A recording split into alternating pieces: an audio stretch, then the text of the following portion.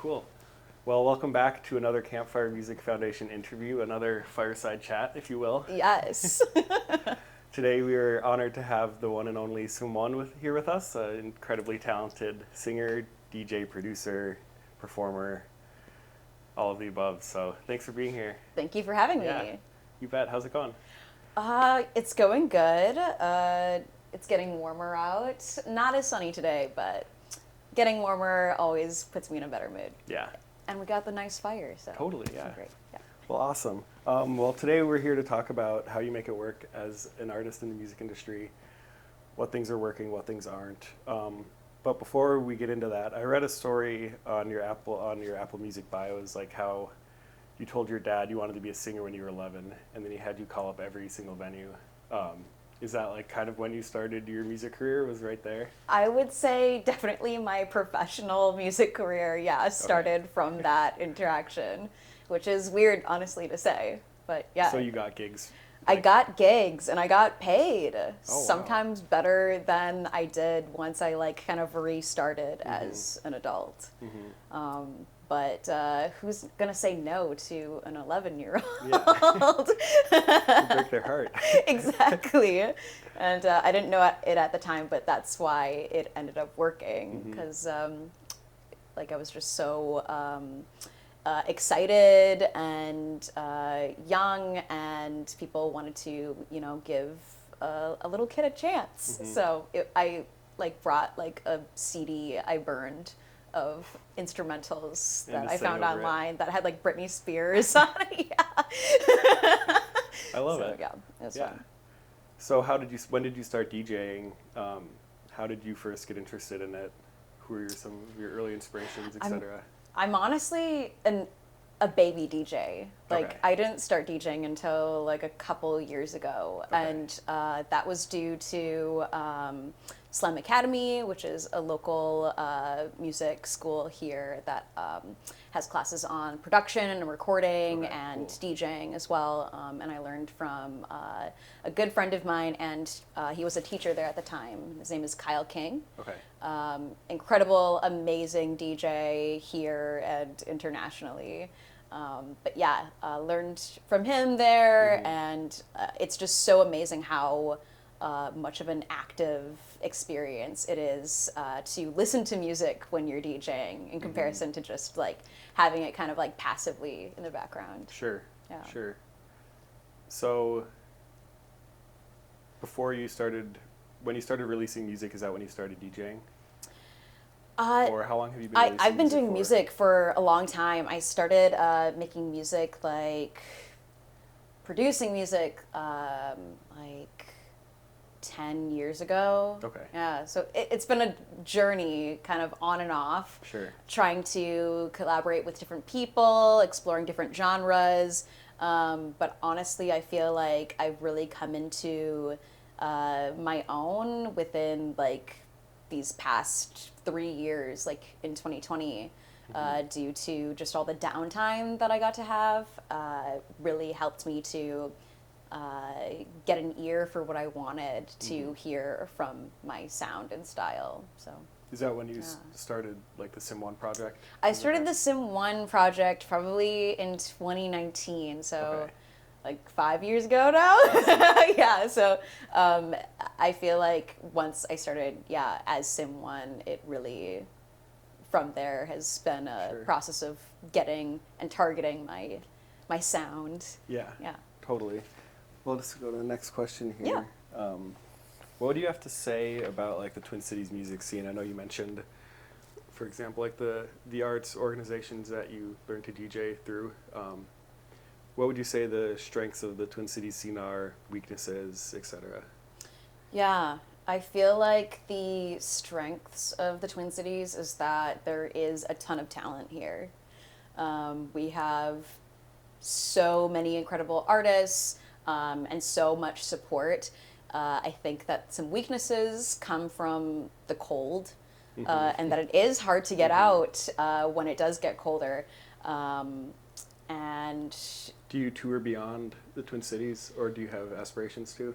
I definitely have aspirations too. I've gone to, neighboring states, but not anything further than the Midwest.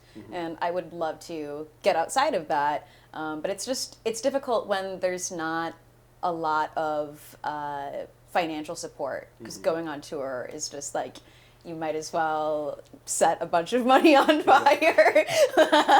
Like, it's going to cost a lot, but I've heard people say that it's super rewarding, and I've heard others say that they wish they'd never done it. So it's a daunting task to think about, but I definitely want to do it someday. Yeah. So your music and performances are a vibrant homage to the late 90s and early 2000s rave culture, blending hyperpop, Eurodance, etc.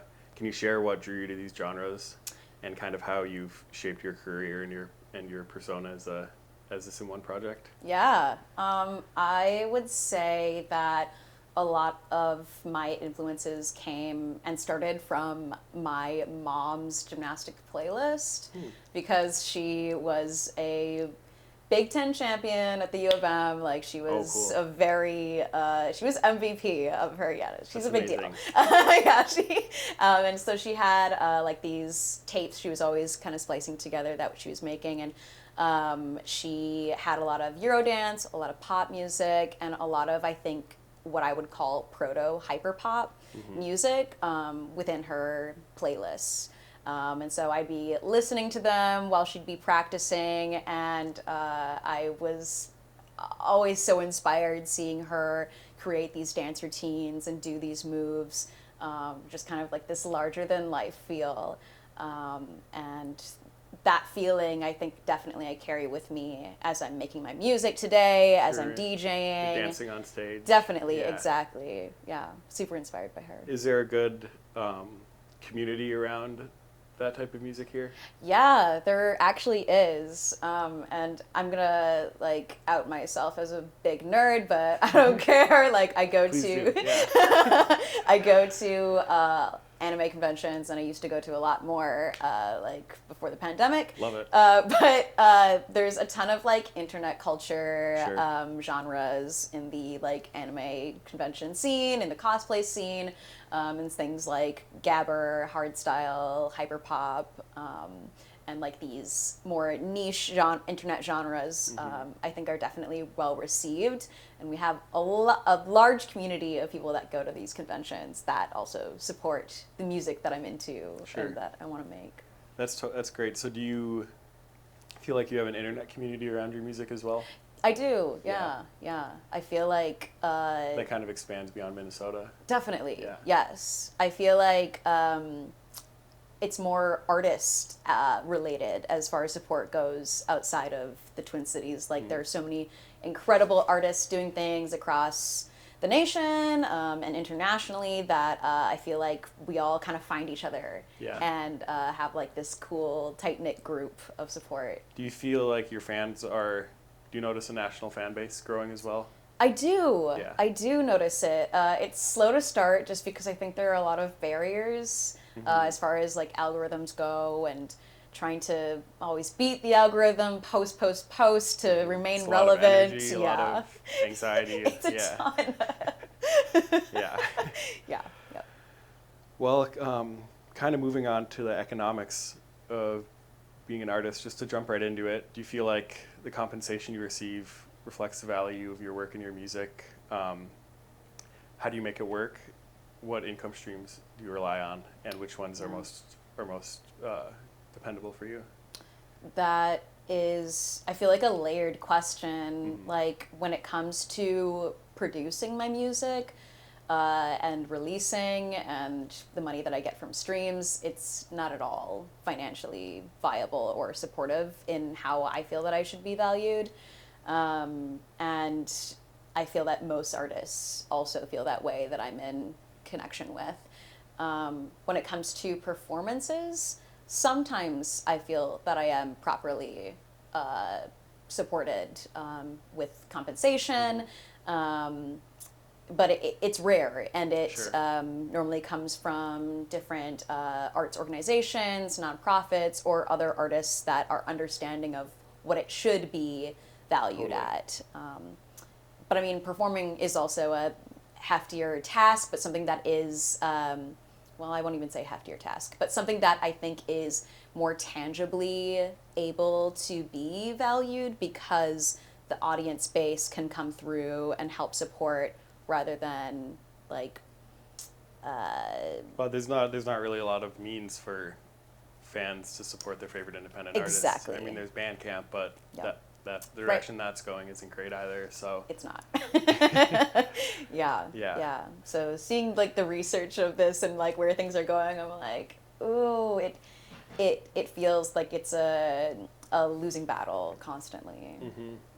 So how do you feel about streaming? What do you make anything from it really? I know like so many artists, you'll have 9 million yearly listeners and you'll make $250 a quarter. Yeah.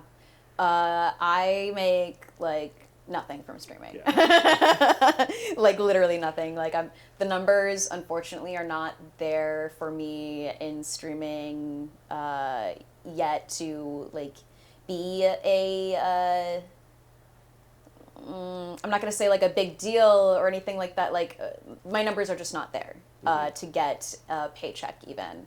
But I have in years past received a paycheck from royalties through BMI from somewhere out there in the UK. They won't tell me where, but some publishing thing. I have no idea what happened, but I somehow got a check from somewhere in the UK, and I tried to find who it was, but yeah. So do you use DistroKid or what? I do. Yeah, okay. I do use DistroKid. Yeah. Yeah, and you own all the masters for your music. Yeah. Yes. Yeah. Okay.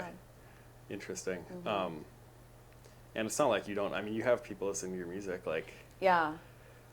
And it's a bummer that. I mean, for example, like even if just one fan listens to your music like 50% of the time, then like you should be getting like $5 of their dollars, you know? Absolutely. Yeah. Definitely. I agree. Yeah, wow. So reflecting on your journey as like a vocalist, producer, DJ, performer, how do you navigate the challenges of staying true to your vision and to your artistic vision while also navigating the economic realities of how hard it is just to keep making music as an artist in today's industry? I mean, it's just there's so much burnout, there's so much anxiety, there's so much financial instability, you know? Yeah. I mean, I unfortunately like just face the reality that I may never make anything or get anywhere from it, but I enjoy doing it regardless. But I also am still 100% willing to fight for what I think is my value and how I value my music, how I value my performances by no longer accepting gigs or projects where I'm not going to be valued because like I just don't think I deserve that. I deserve to be valued in the way that I see fit and the time that I put into it. So I think that's how I stay true to myself. But I also am willing to sell out a little bit by hyping myself up to post more content, even when I really don't want to, just because I am willing to test the algorithm in different ways, and I feel that like if I didn't give it as hard of a chance, I'm going to regret it. So. You're very good at that, I will say. Oh, good. Thank you. I'm like, wow, like how is she? Like she's already up and doing her day. Like, fuck, man. I know.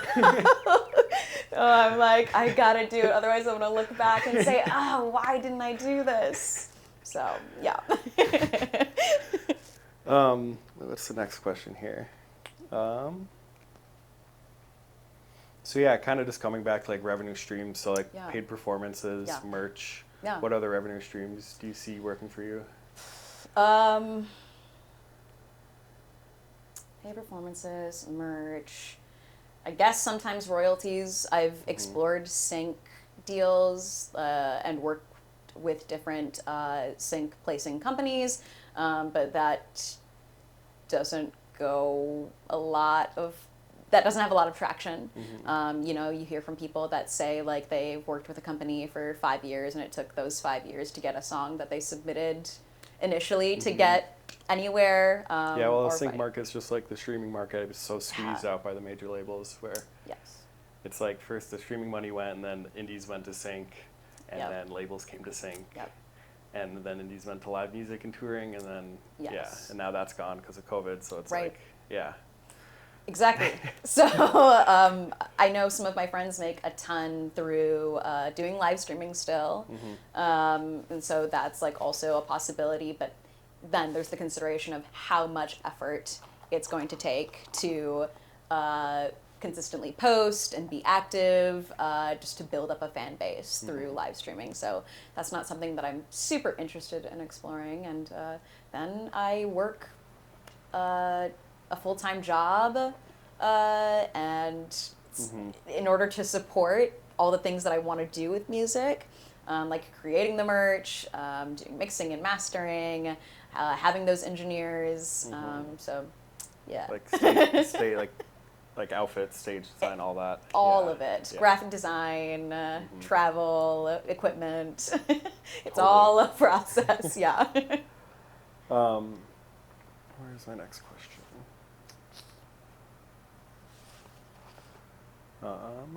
Oh yeah. Yeah, so kind of off of that, like how much work goes into what happens on stage? How much work goes in behind the scenes? Well, short answer is a lot for both. But long answer is behind the scenes, like it's not like a huge group of people I have behind me. I like am reaching out to people. I'm either outsourcing or reaching out to friends of mine that I know that do graphic design to create marketing materials, or I'll make them myself in a pinch.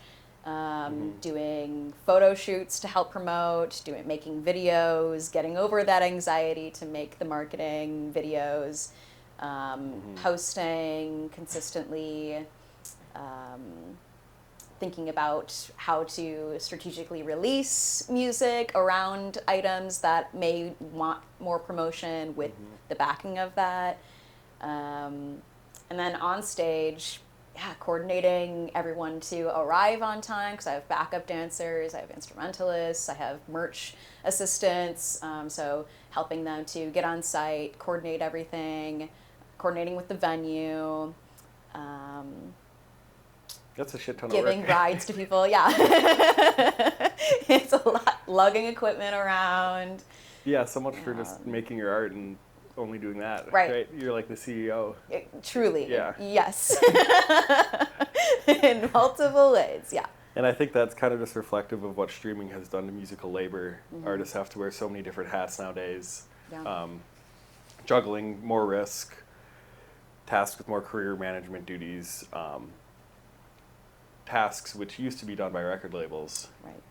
It's no longer needed, which is a positive. Right. Yet the economics are still going to the record label. So Absolutely. Yeah. is there anything about streaming, about the digital landscape of today's industry that is working for you? What do you think the benefits of being an artist today are versus being an artist 20 or 40 or 60 years ago?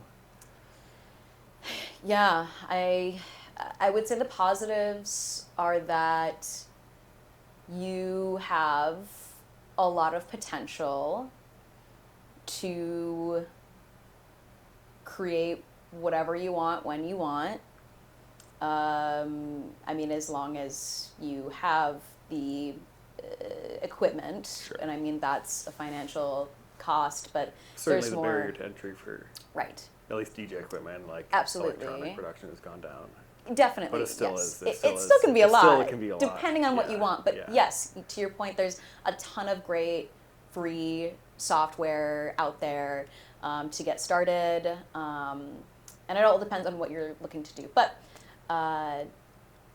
yeah, so there's a lot of potential and a lot of ability to find like-minded people, to find community, to find support. But I would say that it takes a lot of extra work because the algorithms are more harsh than they ever used to be, like since the start of the internet. Sure. But we do have the internet now in comparison to 40, 50 years ago, which is great. But yeah, I feel like we all know that it comes with the downsides of anxiety, of Capitalist exploitation. absolutely, of dislike. Not that there wasn't dislike, but there's now just internet drama and dislike and bullying. So it comes with all of its own downsides. How does the digital landscape affect like your interactions with fans?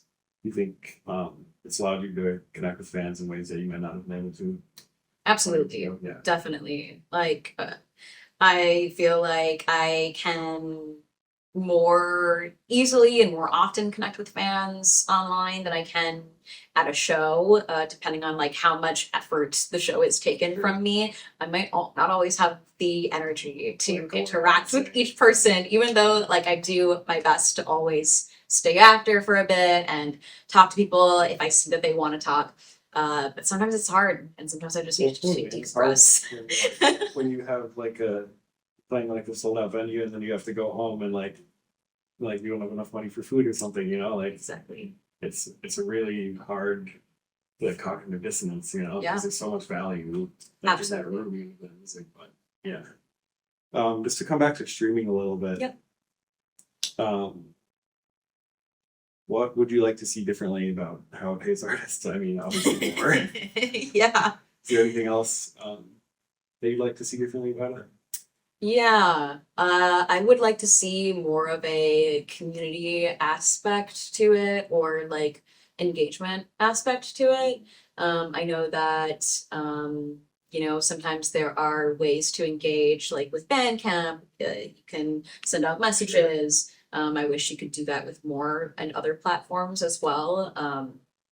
Ways to engage and little Easter eggs that can be left by artists, kind of in the way that like I never had a MySpace, but in the way that I've heard MySpace used to have, like really being able to customize the experience based on your vibe.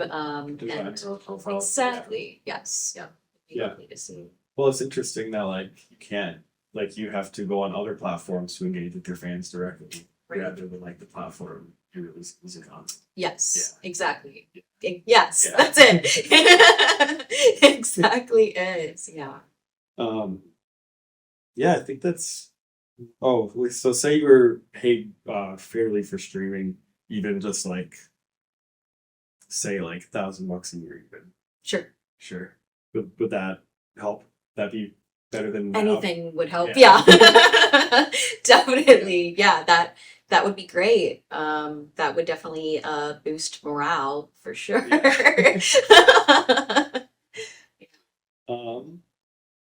Listen, so there's often a perception that artists are able to fully support themselves through their music alone, especially when they're selling out venues. Could you share your thoughts on this perception versus the reality that a lot of artists face, including the need to juggle multiple jobs? Yeah, that perception, I would say, is valid. Like people, may not know what it takes, and I think when I actually sit down and have a conversation with someone who's not in the arts world, I think it is shocking that people like can't make a living from their music, even if they're constantly doing it, even if they're selling out shows. But I think as an artist and other artists in the community, like we see like the artists we look up to go and then work a full-time job or have to pick up a part-time job or extra income somewhere because it's not sustainable. And it's unfortunate that there is such demand for us to make music and constantly put out more content, and then not receive the ability or support to continue doing it. I think it waters everything down too. It takes time to flush out ideas and bring them to life bring them into something that fits the visions that we have. And I feel like that also isn't being honored with the lack of financial support and the demand as well. Totally, that's really well said. I completely agree. Well, I think that's most of. Yeah. Well, so for aspiring artists to look up to, what sort of advice would you give about navigating the industry while maintaining artistic integrity and staying true to yourself? Yeah. I would say that reaching out to community is, I think, key. Reaching out to others that are within your genre, within what you want to do, that support your vision, either if they're doing it themselves as artists or just supporters of that vision. I think it's extremely important to stay connected to them because they will, I think, fulfill that vision and offer support in ways that maybe you didn't consider as you're getting started. Because I think when I got started, I was like, all right, gotta get famous somehow, somewhere, we're gonna do it. And it was really exhausting and not actually what I wanted to do. Yeah. Maybe some people definitely want to, like, just their goal is to get famous, be famous, that's great. But I think the reality will hit that that's not a sustainable goal. And I think like what you realize, you make your art for your art. Right. Yeah. Like you were saying about, like, I think it's fair that a lot of fans think that their favorite musicians are wealthy because they should be. Right. Absolutely. Yeah. Because they have social influence, they have cultural power, they create economic impact. Yeah. All those things. So it's a fair assumption, but unfortunately, it's not like that. It never has been. Yes. Yeah. Well, thanks for being here. Any closing thoughts about the industry, about maybe things you'd like to see different besides streaming? Anything else that needs to change? Yeah, I mean, I will just say that I'm always going to believe that we can change things for the better, and I'll constantly be pushing for that. And it's people, I think, like you and others in the community that are pushing for financial support, stability, and just sustainability, even outside of finances, that will continue to make a difference. Yeah, thank you. Well, I think it starts with conversations like these. So Me too. thanks for being here. Yes, thank you. Cool.